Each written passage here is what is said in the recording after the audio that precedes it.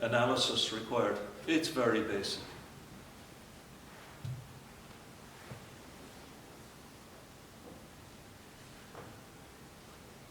That's describing some of the issues that we dealt with at the time, the geometry issues.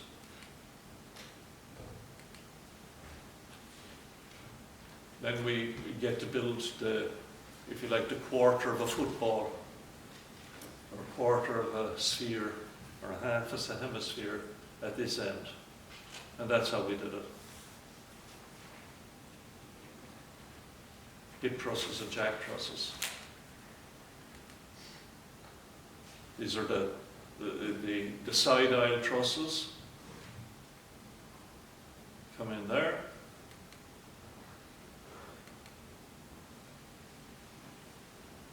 The transept trusses.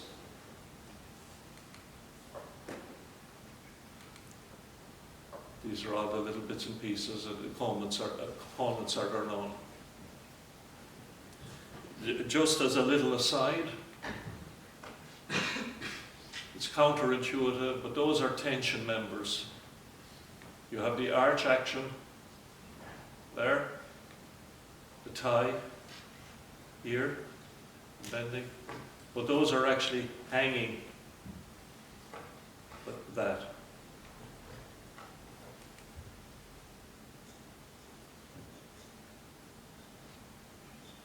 Those are, I guess, the technical names of those bits and pieces.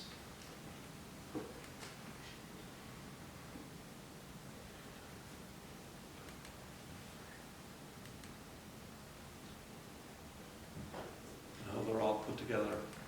And say, in the shed down around the corner.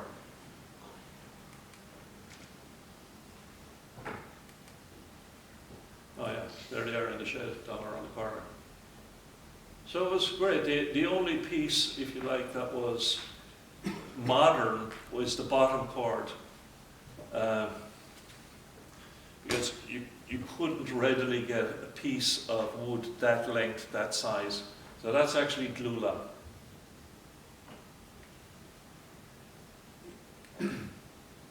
There they are, ready for transport and lifted and that. So that's how we bogeyed them along. We designed that trolley, drop a truss on it, move it along, drop it down, repeat. That was very bright. We were very lucky that the roof, the temporary roof, by accident or design, allowed us to build the new roof and the new slate roof under it.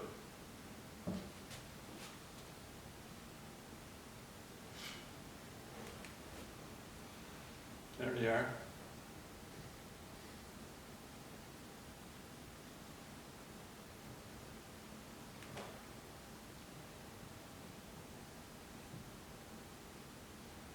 The pictures speak for themselves, really.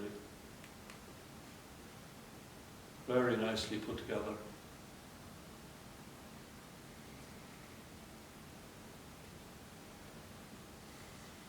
In a very authentic, traditional style. Oh, that detail.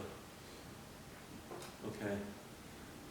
We wouldn't have had bolts like that in the original, but they make life easier now in some cases, you know. All that strap is doing is just holding it in place. No big loads on it.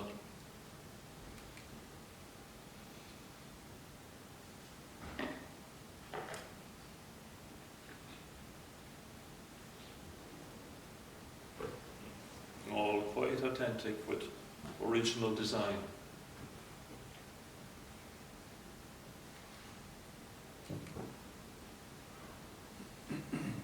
Very traditional Irish straps, and as I remember, I said that that's a tension member. So all you're doing is holding it, pretty much holding it in position. Again, the traditional, if you like, notching in, so as that, in theory, there is no connection required. You know, natural tension and compression is holding things in place. It called it, this says it's a tie beam, but it's actually a strut. That's a strut. You move on then to, if you like, the false work and the raking. So we have to make a circular dome ceiling inside that's highly decorated and plastered and so on. So we make that up pretty much with sheets of plywood and timber carcassing. It becomes a functioning natural arch.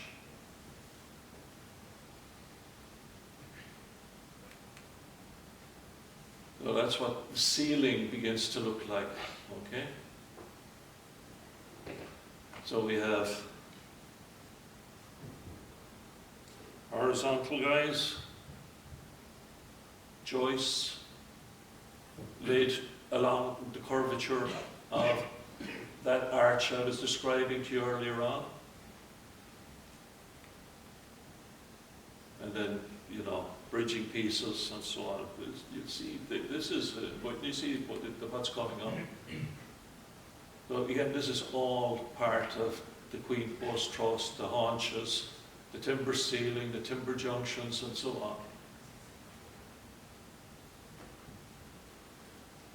This is, it has not, we're now talking about the ceiling. Okay? The lath and plaster.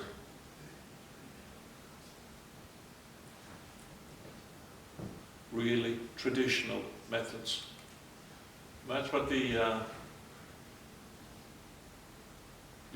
outside shot of the roof, the center, the nave of the roof in progress. Big slates, blue bangers, 600 by 900 pieces.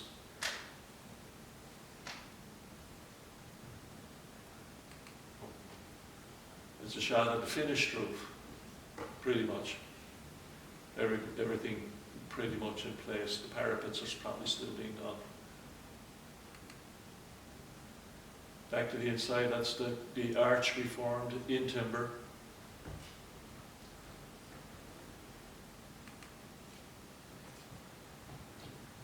Joists. You know, obviously to form a circle, we could lay, you know, all these go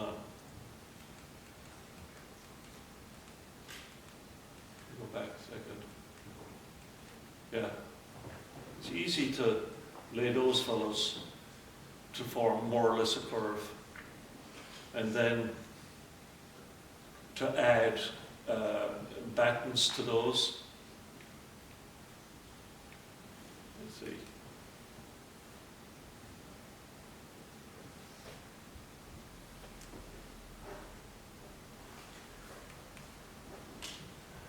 That guy up there,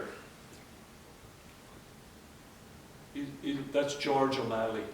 He's probably the most current living, most legendary decorative plaster worker, certainly in Ireland. And his work is, as you will see, is of a world-class standard with that. Now, some of those are in double curvature. You're going this way and going that way. It's extraordinary. And it was completely, if you like, okay, there's the original ceiling there. Highly decorative, so almost barockish in painting and so on.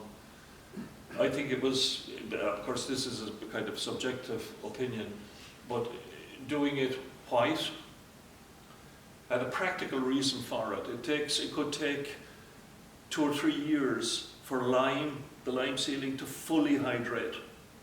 So if you spend an awful lot of money on paint like that, gold and purple and all the cost that's associated with that, the ceilings are in a process of curing, if you like, so they can crack in time. So you could you could waste a lot of money on paint. So this was originally a sort of a stopgap solution. We'll give it a coat of whitewash, as it were.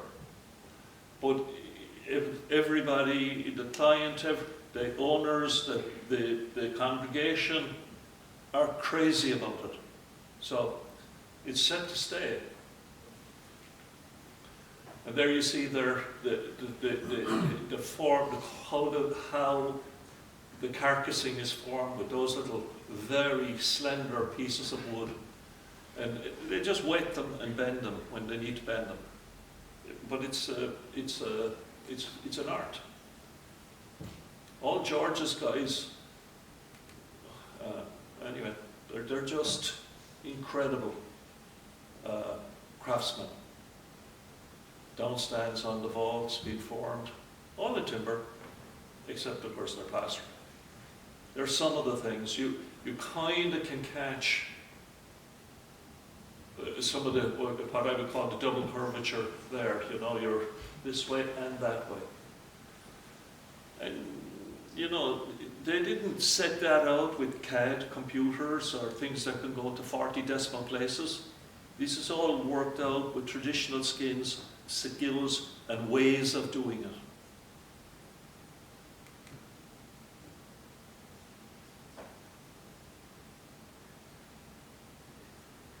Amazing stuff.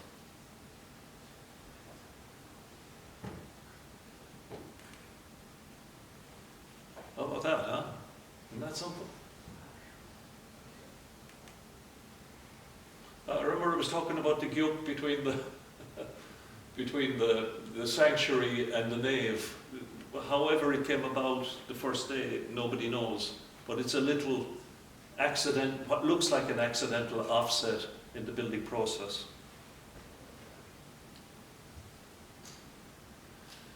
And we, you know,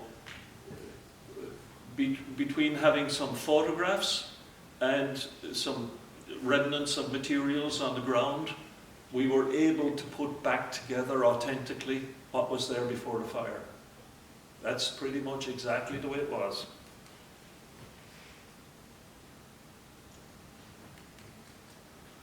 There was, at the head of every column, there was, let's call it a decorative angel. Each one is different. So George did that work. He took down those. I don't know if you've ever heard of an artist named Ken Thompson.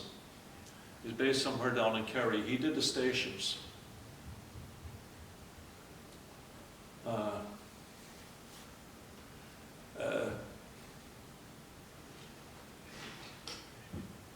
They're just gorgeous.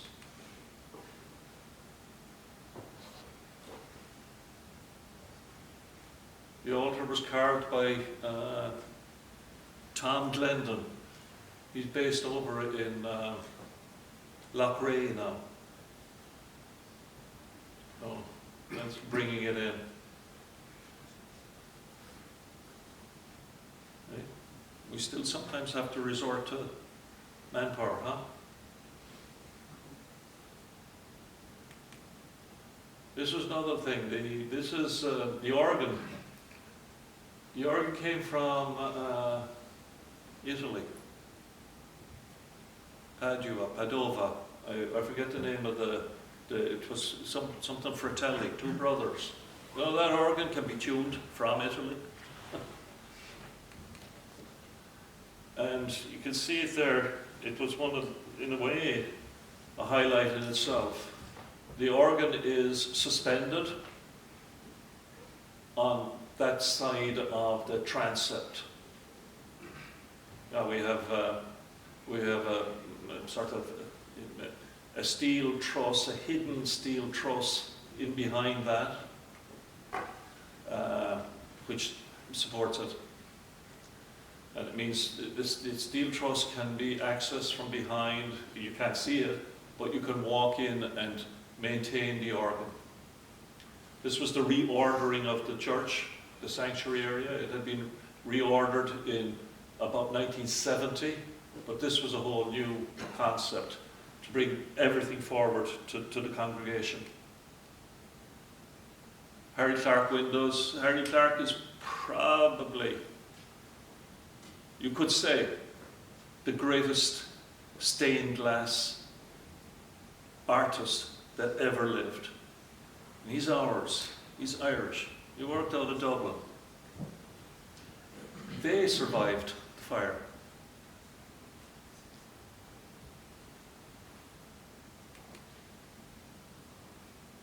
A view from the gallery.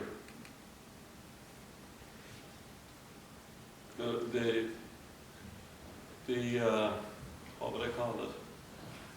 The whole reordering of the cathedral there was an opportunity for reordering it, so as that that's the baptismal font. So when you arrive first time and you're Roman Catholic or Christian, the first thing you do is baptize, and then you progress up to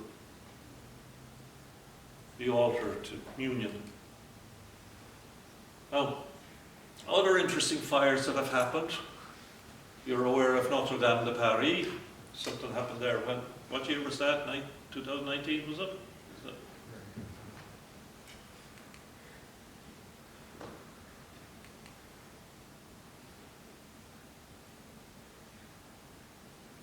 When you see all it was obviously in the course of some kind of restoration. You would imagine that maybe somebody had sneaked a cigarette up there, but I don't know. We usually blame tradesmen for fires when we get a chance.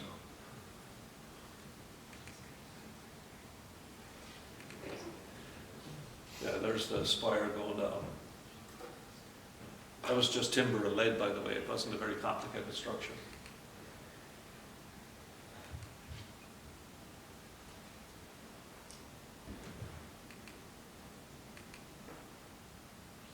Now, fortunately, Notre Dame de Paris had the benefit of, those are all stone vaults there. So the fire didn't actually, only in a very small area, get into the building. So they don't have to take out any columns and do any sort of amazing pieces of work there. Okay, that one vault is gone, all right. But internally, structurally, it's pretty much intact.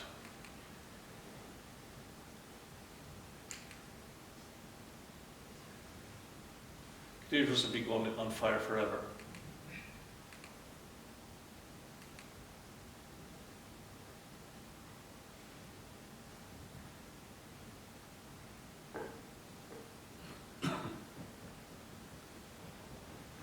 Firefighters did an amazing job there. They had very little time to save it. So similarities in principle with St. Mel's, but as you can see, only smoke damage to primary structure. Looks like their stained glass survived as well.